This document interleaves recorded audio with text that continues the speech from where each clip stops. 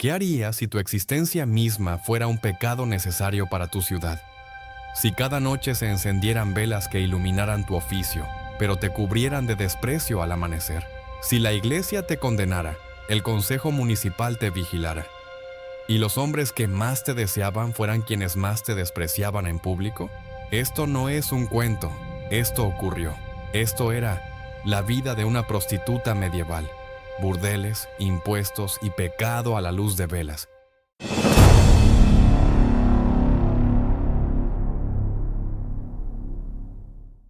En la Europa medieval, la prostitución era a la vez condenada y tolerada. La moral cristiana advertía sobre los pecados de la carne, pero también aceptaba un principio incómodo. Mejor pecar con una prostituta que mancillar la virtud de las doncellas honestas. Por eso muchas ciudades establecieron barrios reservados, zonas rojas, antes de que existiera el término, donde operaban los burdeles. Florencia, Londres, París, Brujas, Barcelona. Todas regulaban y cobraban por lo que públicamente condenaban. En estos barrios se organizaba un sistema que combinaba explotación económica, hipocresía social y una dureza cotidiana brutal. Las prostitutas debían registrarse ante las autoridades, debían pagar impuestos municipales sobre cada servicio prestado, debían portar distintivos visibles para que nadie las confundiera con mujeres honestas. El Consejo de Florencia exigía que llevaran un velo amarillo. En París se les exigía vivir fuera de los límites de la ciudad murada. En Londres, el barrio de Southwark se convirtió en el centro del comercio sexual. La iglesia predicaba contra ellas, pero también recaudaba diezmos indirectamente a través de los impuestos municipales. Eran parte esencial de la economía urbana medieval. Financiaban murallas, alumbrado, puentes, mientras sus propias vidas quedaban atrapadas en un ciclo de explotación, estigma y precariedad. El amanecer no traía descanso en un burdel medieval. Las primeras luces iluminaban habitaciones donde las velas seguían parpadeando, consumidas hasta casi extinguirse, dejando manchas de cera sobre mesas de madera astillada. El olor era una mezcla densa de sudor, humo, vino barato y cuerpos exhaustos. Las prostitutas despertaban sobre colchones de paja que compartían con otras mujeres. La higiene era rudimentaria. Un balde con agua fría servía para lavarse el rostro, las manos y poco más. Jabón perfumado era un lujo prohibitivo. La limpieza se limitaba a paños húmedos y en ocasiones a hierbas aromáticas para disimular el olor corporal. El desayuno era frugal. Un trozo de pan duro y cerveza ligera, apenas suficiente para enfrentar el peso de la jornada que comenzaba. El vino de calidad, las comidas abundantes, todo estaba reservado para los clientes. Si alguna de ellas debía salir a la calle, el mundo exterior la recordaba de inmediato cuál era su lugar. Las madres apartaban a sus hijos cuando cruzaban frente a ellas. Las comerciantes les cobraban precios más altos, pero sin dejar de aceptar sus monedas. Las miradas de desprecio y los murmullos las acompañaban incluso en el mercado. Muchas ciudades medievales imponían códigos visibles. En Florencia, las prostitutas debían llevar un velo amarillo. En Londres, brazaletes que las marcaban como mujeres públicas. En París, se les prohibía vestir ropa similar a las mujeres casadas o a las damas nobles. Aunque fueran jóvenes, atractivas, deseadas, jamás podían acceder a respeto o consideración. Su vida era visible para ser juzgada, pero invisible para ser dignificada. En la mañana, tras el aseo básico, comenzaba la preparación para la próxima jornada. Limpiar las habitaciones, cambiando la paja empapada de sudor. Remendar las prendas gastadas. La ropa interior debía estar en condiciones presentables, pero rara vez era reemplazada por piezas nuevas. Reparar el calzado. Sandalias y botas remendadas una y otra vez. La madama, la mujer a cargo del burdel, hacía su ronda matinal. Revisaba quién debía cuánto por alquiler de habitación. Distribuía turnos según la jerarquía interna.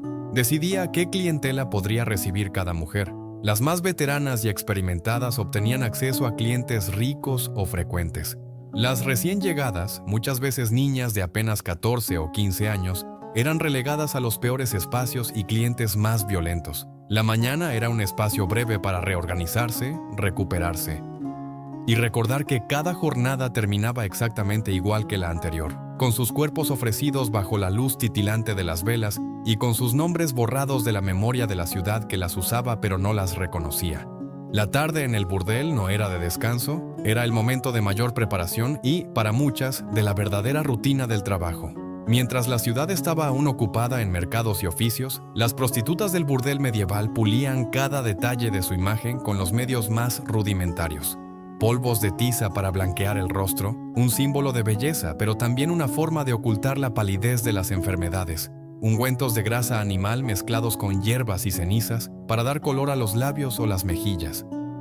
Peines de madera usados por todas para desenredar cabellos que sufrían tanto del trabajo como de la falta de higiene. Sus vestidos eran reciclados de clientas ricas o abandonados por comerciantes, remendados hasta el cansancio y decorados con lo que podían. Cintas gastadas, collares baratos, adornos que pretendían elegancia sin lograrla.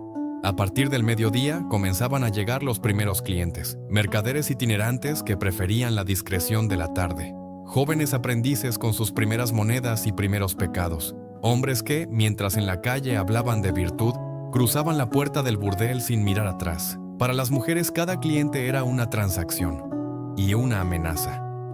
Ninguna tenía derecho sobre su propio cuerpo una vez cerrada la puerta de la habitación. La madama observaba siempre desde la sombra.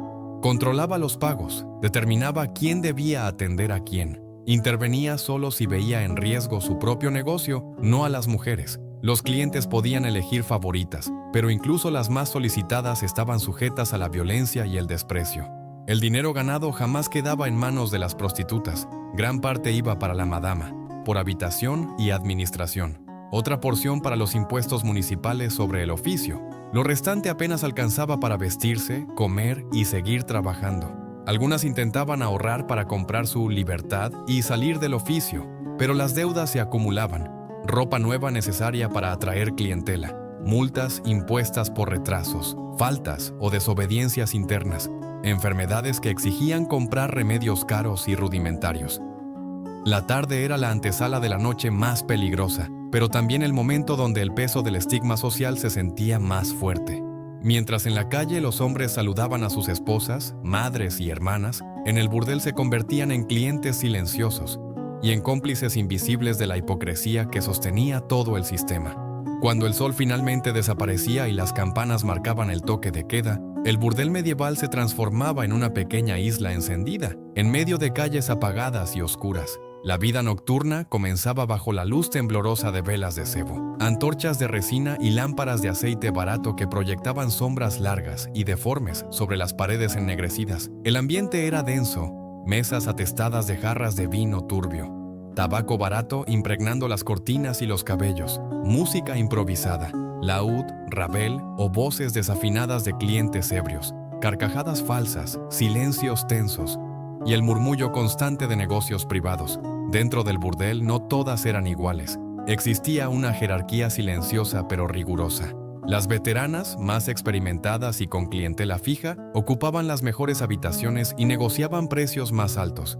Las más jóvenes, a veces niñas traídas del campo o vendidas por familias arruinadas, tenían menos privilegios, atendían clientes más pobres, trabajaban más horas, dormían en los rincones compartidos. La madama era la figura central, administraba todo, desde las cuentas hasta las disputas internas, castigaba la desobediencia y cuidaba su reputación ante el consejo municipal. Sabía que su negocio dependía de la buena marcha de cada noche, y por eso controlaba cada detalle, cada mirada, cada transacción.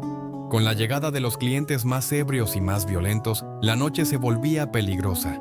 Peleas entre hombres celosos o que sospechaban engaños en el juego de dados. Clientes agresivos que descargaban frustraciones y violencia física sobre las mujeres. Amenazas entre compañeros de bebida convertidas en duelos improvisados dentro del propio burdel. Las prostitutas carecían de protección real. Si eran golpeadas o abusadas, pocas podían denunciarlo. La ley las reconocía solo como mujeres públicas, sin derecho a defensa. Si enfermaban, eran reemplazadas rápidamente por otras más jóvenes y abandonadas cuando ya no podían trabajar. Además, la propagación de enfermedades venéreas, como la sífilis o la gonorrea, era incontrolable. Sin medicina efectiva, muchas mujeres sufrían síntomas dolorosos, llagas, fiebres, infertilidad, degradación física, hasta la muerte prematura. El humo denso, el olor a sudor y tabaco, la música desafinada, todo cubría la noche con un aire pesado y decadente, donde las mujeres eran tanto mercancía como mano de obra desechable. La noche en el burdel medieval no era un espectáculo romántico. Era un campo de batalla silencioso donde cada mujer luchaba por salir viva y mantener su puesto una noche más. Mientras la vida dentro del burdel se iluminaba por las velas y el bullicio, afuera la ciudad medieval respiraba con una doble moral perfectamente estructurada. El Consejo Municipal imponía gravámenes sobre los burdeles como si fueran cualquier otro negocio, pero jamás los consideraba legítimos socialmente. El impuesto sobre el pecado recaudaba cantidades que financiaban reparaciones de puentes, ampliaciones de murallas, equipamiento para las milicias urbanas. Era dinero generado por los cuerpos de mujeres sin derechos y aceptado sin pudor por las autoridades. Las prostitutas pagaban una tarifa fija por ocupar habitaciones, además de tasas por cada cliente recibido. En algunos casos, incluso el vino que servían en sus mesas estaba grabado con un impuesto especial, más caro que el vino vendido en las tabernas comunes. La iglesia medieval mantenía su discurso condenatorio sobre el pecado de la lujuria y despreciaba públicamente a las prostitutas, pero nunca prohibió realmente los burdeles. Al contrario, permitió su existencia para canalizar la inevitable lujuria masculina. Algunos monasterios incluso poseían propiedades alquiladas como burdeles, de donde recibían rentas regulares. Las prostitutas podían pagar multas morales, que supuestamente las acercaban al perdón divino, aunque nunca lograban lavar su estigma social. El sacerdote que las condenaba desde el púlpito podía ser el mismo que las confesaba, o que visitaba su burdel tras caer la noche. Las prostitutas sabían esto y callaban. Su supervivencia dependía de tolerar tanto la hipocresía de los poderosos como la violencia cotidiana de sus clientes. El precio de esta vida era alto y se pagaba en cuerpos y almas rotas. A partir de los 30 años, muchas prostitutas ya no podían atraer clientela. El desgaste era brutal. Enfermedades venéreas para las que no había cura eficaz. Desgaste físico acelerado por jornadas interminables. Abortos peligrosos en condiciones insalubres. Cicatrices físicas y psicológicas imborrables. Cuando ya no eran útiles, eran reemplazadas por mujeres más jóvenes. Algunas intentaban ahorrar lo suficiente para retirarse, pero las deudas acumuladas con la madama o el propio consejo municipal las ataban perpetuamente al oficio. En los peores casos, acababan vagabundeando y muriendo sin nombre, sin sepultura en suelo sagrado, condenadas a la marginalidad más absoluta. La ciudad que las utilizaba de noche las rechazaba de día y las olvidaba al final de sus vidas. Con el amanecer, las velas se apagaban en el burdel, dejando las paredes ennegrecidas por el humo y el aire pesado de sudor, tabaco y vino barato. Las mujeres que habían trabajado toda la noche se tumbaban sobre colchones de paja gastados, contando sus monedas sabiendo que más de la mitad ya estaba comprometida. Alquiler, impuestos, ropa que mantener, remedios rudimentarios. La ciudad aún dormía, pero ellas no podían descansar. La rutina era una espiral. Trabajo, desprecio, explotación y silencio. El ciclo nunca cambiaba. Jamás podrían casarse legalmente. No podían aspirar a ser consideradas ciudadanas plenas. Su oficio era necesario, pero su existencia era vergonzosa para la sociedad. Para muchas, la única salida era la tumba. Muertas jóvenes, sin nombre en una lápida. Enterradas fuera de los cementerios, en tierra no consagrada. Olvidadas por quienes las habían usado y despreciadas por quienes jamás las conocieron. Aquellas que sobrevivían más años a menudo acababan como mendigas, viejas prematuras, enfermas de cuerpo y alma, envueltas en harapos, apenas reconocibles. Y sin embargo, sus vidas financiaron las ciudades medievales. Sus impuestos sostuvieron murallas, caminos y puentes. Su trabajo silencioso permitió que los matrimonios honestos se preservaran. Su sacrificio cotidiano fue invisible en los libros de historia, pero imprescindible en la realidad medieval. Hoy, cuando pensamos en la Edad Media, a menudo imaginamos castillos, caballeros, justas y banquetes. Pero olvidamos a las mujeres que habitaban las sombras, cuyas vidas fueron vendidas, grabadas y condenadas, mientras sostenían con su dolor una parte silenciosa de la economía urbana medieval. Así era la vida de una prostituta medieval, legal pero condenada, visible pero ignorada, necesaria pero despreciada, siempre iluminada por velas, pero sumida en la oscuridad de la hipocresía social. Si este viaje al pasado te conmovió, suscríbete a Back en el Tiempo. Aquí no solo contamos historia, la revivimos, la sentimos y la cuestionamos. Nos vemos en el próximo episodio. Y recuerda, Cada historia olvidada tiene un lugar, cuando la traemos de vuelta a la luz.